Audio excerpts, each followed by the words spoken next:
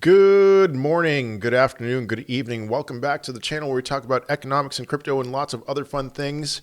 Hey, guess what? I thought I was recording an entire video. I went for like 20 minutes talking about all the stuff that I'm going to talk about in this video. And I'm annoyed at myself and I'm running out short on time. So I'm going to dive on into this, and I will probably not spend as much time as I spent in the video that I thought I was recording, and that's okay. So let's dive on in. Raul Pal, updated GMI BTC M2 chart. Nothing seems unusual here except for the fact that it seems like you're doing gymnastics, Raul Pal.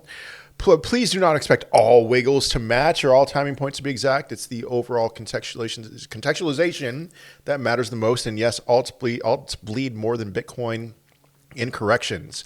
So are we still in line with all the M2 charts that you saw in May that were telling you that Bitcoin was going to go to $130,000 in June? There's 1 week left in June, and $140,000 in July, $160,000 in August. We're still in line with that? You sure about that? Okay, well, soon-ish, I suppose we should get up to. All right, now this is a much different chart anyway. So no. I warned you guys about that. We were going to deviate from this, and it's perfectly fine. I mean, if we were to see Bitcoin get up to $160,000 by August, that would be really interesting, because I wouldn't be surprised if we got up that quickly if it was just flat out over for the rest of 2025 after that. And here's another M2 money supply chart. So we have from Tom Crown. This is what I mostly saw throughout May. And I was just warning you, we are going to deviate from this. And it's okay if we deviate from this. We can still be bullish. We can still take the stairs up. But Tom Crown just pointing out what happened to all the M2 experts. Bitcoin is never so simple.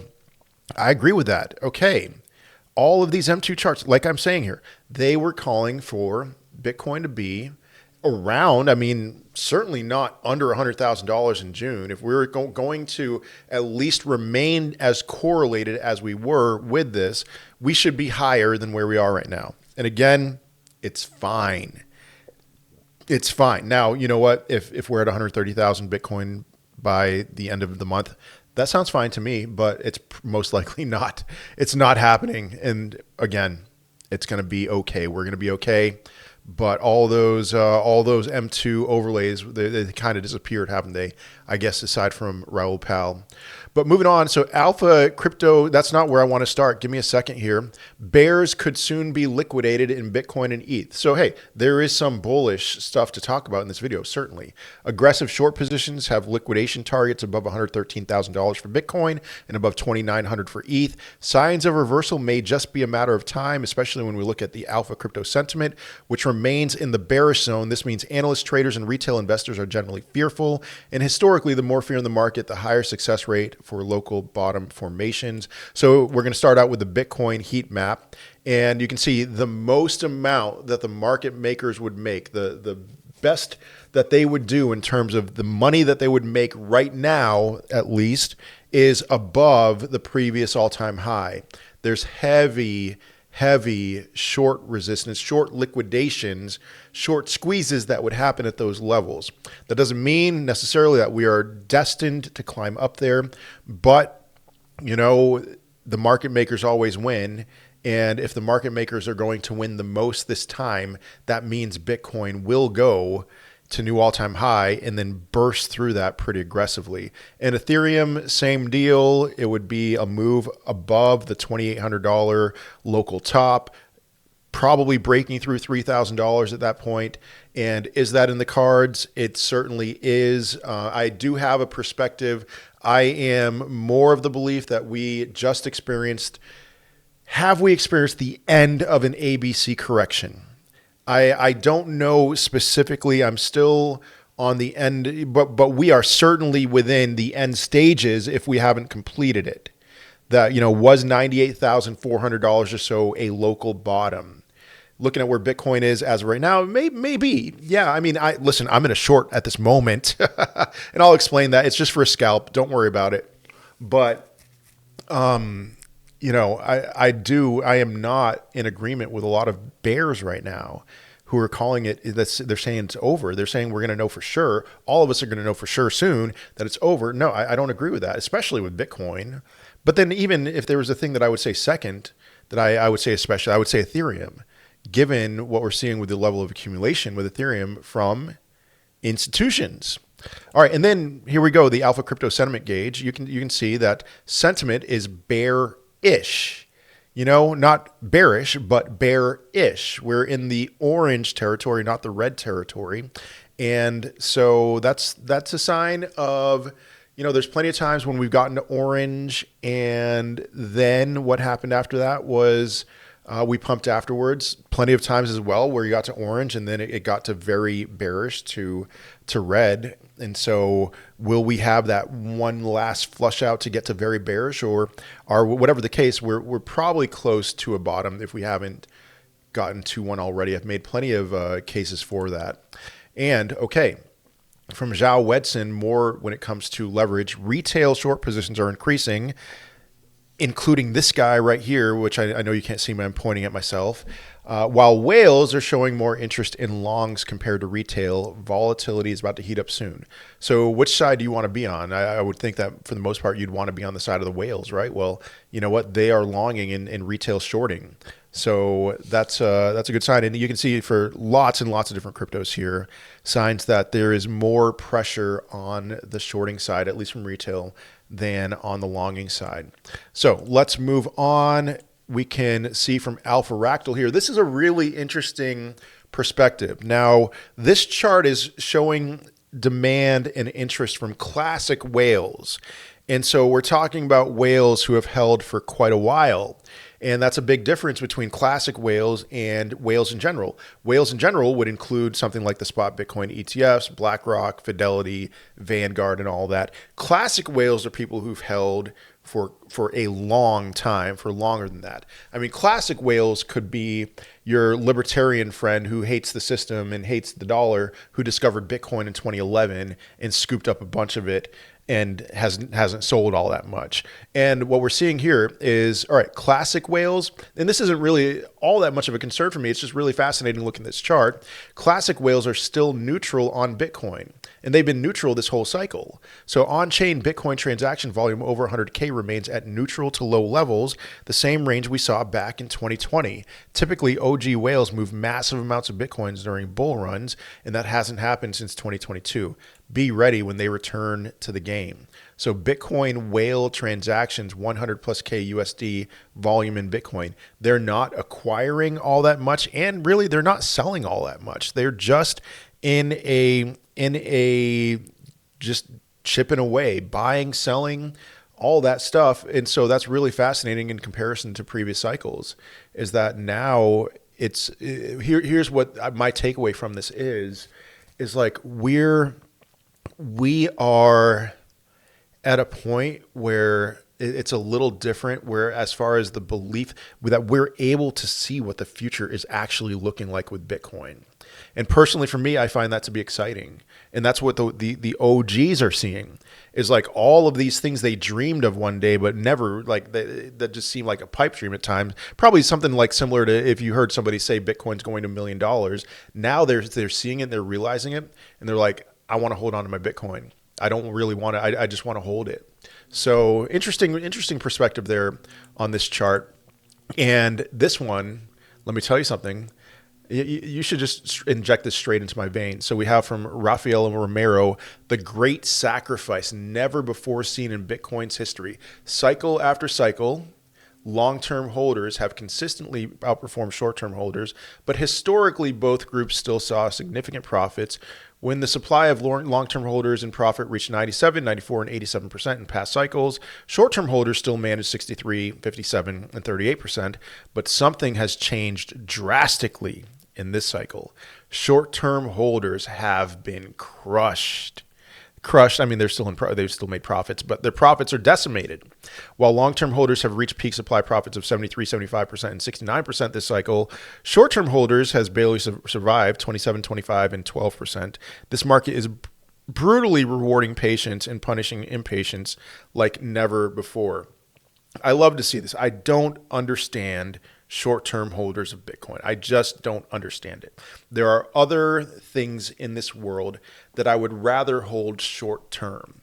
I'm perfectly fine trading altcoins. I'm perfectly fine getting in and out of of stocks and things like that. But Bitcoin, there's just whatever. And now what we're seeing, this is more evidence in comparison to that chart that I just showed you, that this is more of a long play, a longer play, which communicates to me, aside from some global financial crisis or COVID 2.0, it seems to me like this is going to just continue for a while, and that we wouldn't see a massive 90%, 85% dump in the bear market unless the crows come home to roost and we see a significant collapse. This is just more of a verification of that. And you know what? If the short-term holders are going to suffer as a result, sounds great. Have some conviction, guys. Now, from Alpha Extract here, let me just, for the sake of time, let's just look at the chart. They triggered a buy signal. And is this really all that exciting? I mean, look at the last buy signal that we saw. Bitcoin was $84,000. It did go down to $74,000. And then previous buy signals communicated something along the lines of, okay, you know what? Eventually we went higher. And you know what? Eventually we will go higher with this too. So whatever. It's a thing. I did talk about it when I thought I was recording more in depth, but nothing really all that significant to pay attention to. I actually would pay more attention to their sell signals. Their sell signals are pretty close to local tops.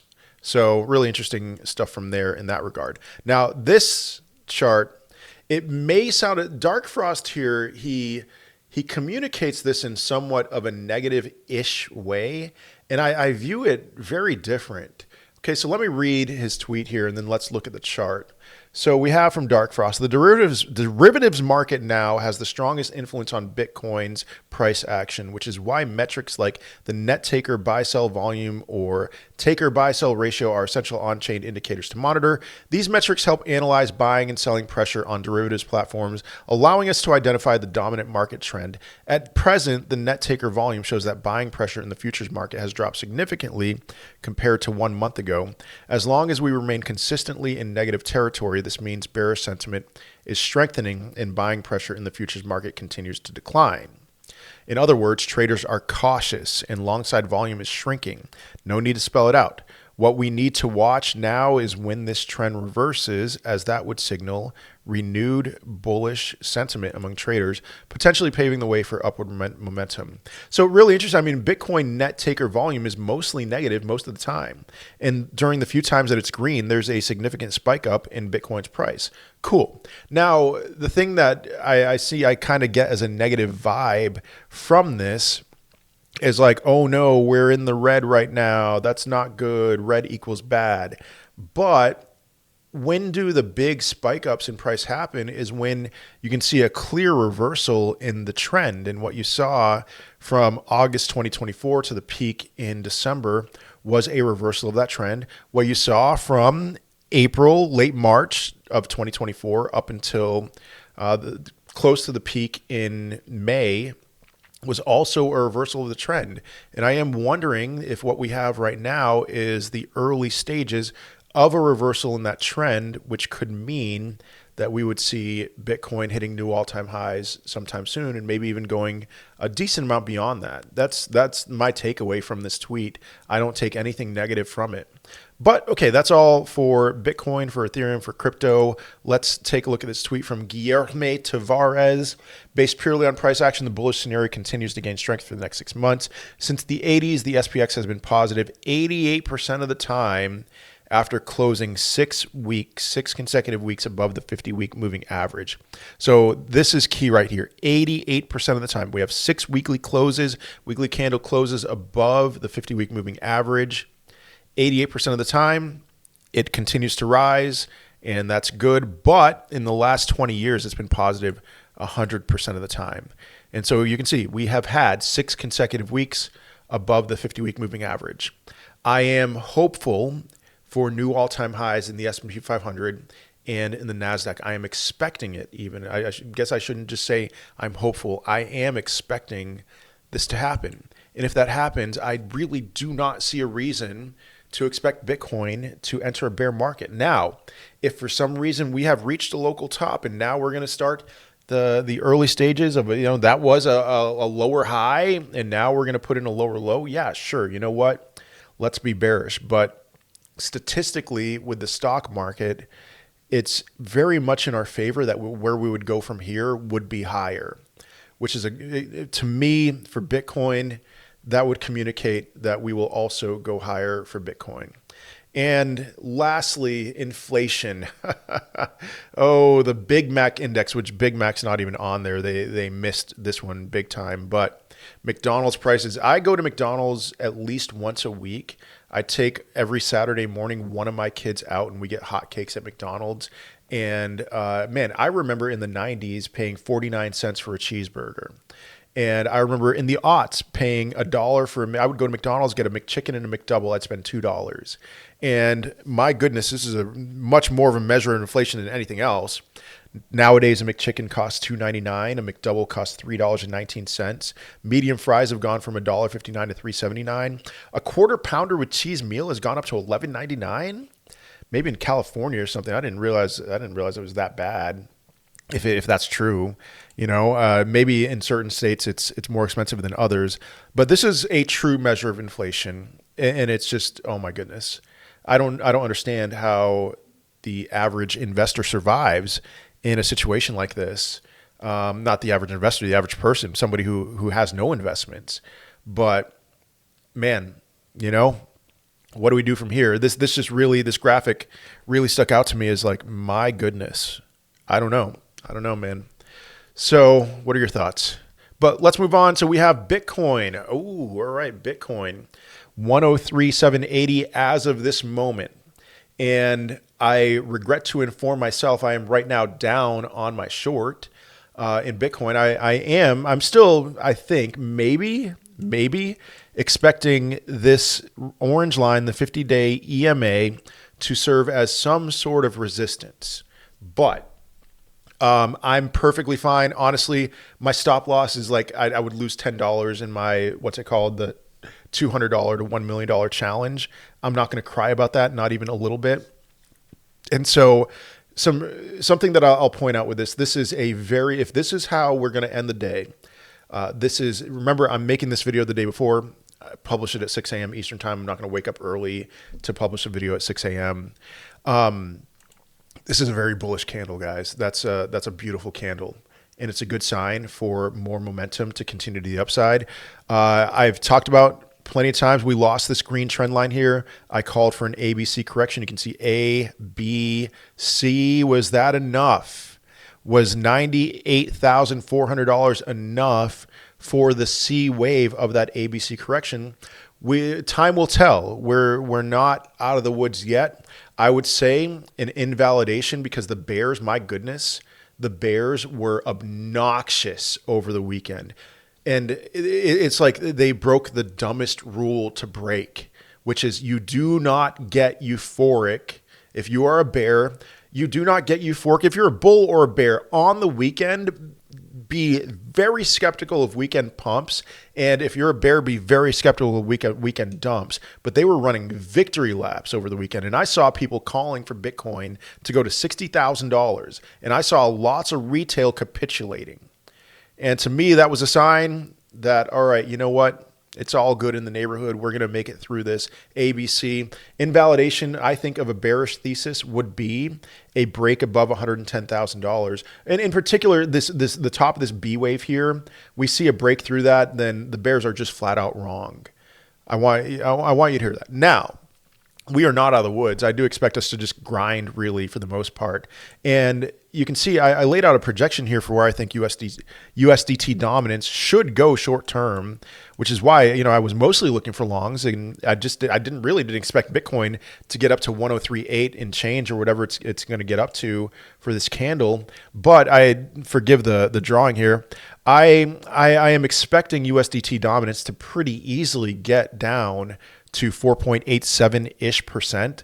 Right now, at the moment I'm making this video, it's at 4.94%. So we should be pretty safe with our crypto holdings until at least that point. And then what happens after that, we'll see. You know, maybe could this be a local top in USDT dominance? It doesn't necessarily seem likely to me. I don't know what in particular would cause this level to be the point where we would have a local top. I mean, whatever, we'll see.